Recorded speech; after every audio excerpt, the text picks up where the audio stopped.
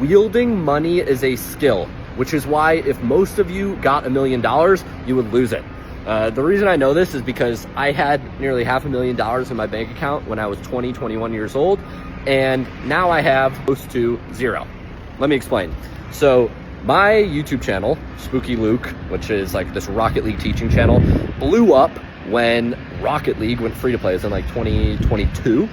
And in the span of like 2 or 3 years, I made more money than most people probably make in their entire 20s. But what happened was I was a 20-year-old with a lot of money, meaning I made some bad personal choices, bad business decisions, and slowly but surely, I lost everything. What I learned from spending that money and making those mistakes is how to wield money properly and the common ways that you can think you're making a business investment or a good hire, and you can basically get screwed.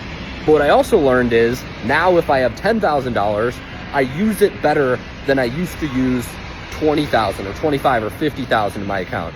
And so you sort of have to make some mistakes in order to learn how to use money, but also having money isn't the answer. It's getting skills in order to be able to wield it effectively. I saw a short from Alex Ramosi. Money is like raw power, right? So having raw power just amplifies who you are. If you're frivolous, if you're good at spending money but not making it, if you're not a great people reader, you will lose the money.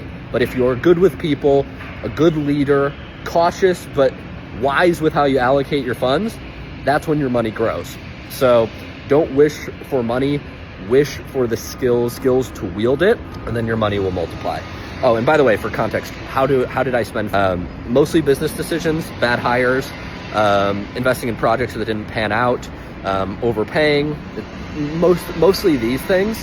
But also my general stance right now, because somebody asked me like, Luke, how do you have $0 but employ like a dozen people? I basically follow the Mr. Beast strategy of just invest it all.